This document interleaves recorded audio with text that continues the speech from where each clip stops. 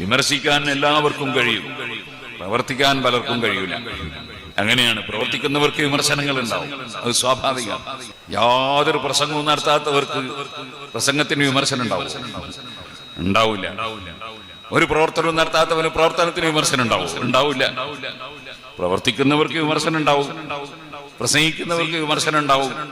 അതൊക്കെ സ്വാഭാവികമാണ്, അത് നോക്കണ്ട.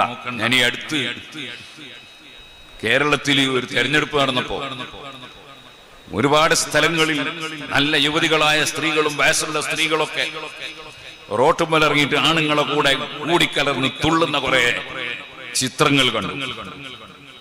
ഞാൻ അതിനെതിരെ ശക്തമായി സംസാരിച്ചു. ഇതൊന്നും ഒരിക്കലും പറ്റിയ പണിയല്ല.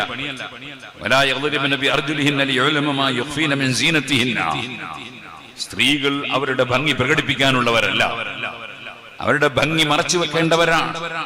അതിലേക്ക് ജനങ്ങൾ തിരിഞ്ഞു നോക്കാൻ കാരണമാകുന്ന വിധത്തിൽ അവര് തുള്ളാൻ പാടില്ല എന്ന് മാത്രമല്ല, ചെരുപ്പ് കൊണ്ടുവരെ ശബ്ദം ഉണ്ടാക്കാൻ പാടില്ല എന്നാ ഖുർആൻ പറഞ്ഞത്. പിന്നല്ലേ തുള്ളിയിട്ട് ജയ് വിളിക്കൽ. ഇത് ഒക്കെ പറഞ്ഞ് ഞാൻ പ്രസംഗിച്ചു.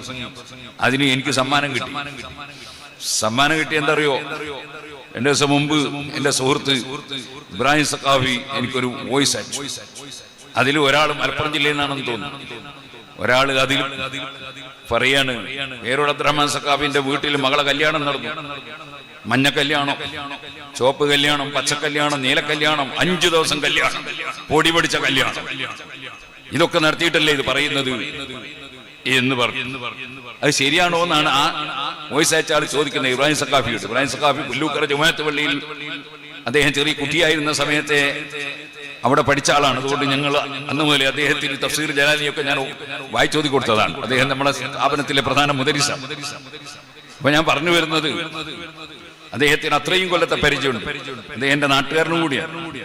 അദ്ദേഹം പറഞ്ഞു, പേരൂർ ഉസ്താദിന്റെ മകളെ കല്യാണം നടന്ന വിവരം ഞാൻ അറിയില്ല. 5 ദിവസം ഉണ്ടാണെങ്കിൽ ആദ്യം ഒന്ന് നടക്കണ്ടേ, നടന്നെന്നെ ഞാൻ അറിയില്ല എന്ന് അദ്ദേഹം മറുപടി പറഞ്ഞു. അപ്പൊ എന്താ കാരണം?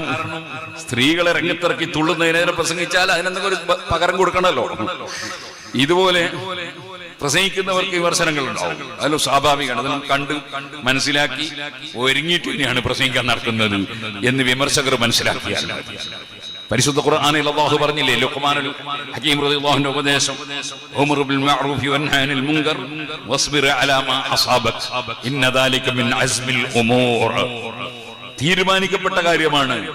നല്ലത് കൽപ്പിക്കുകയും ചീത്ത വിരോധിക്കുകയും ചെയ്താൽ നിനക്കെതിരെ ഒരുപാട് വിമർശനങ്ങളും ഒരുപാട് കുപ്രചരണങ്ങളും നടക്കും. അത് സ്വാഭാവികം മാത്രമാണ്.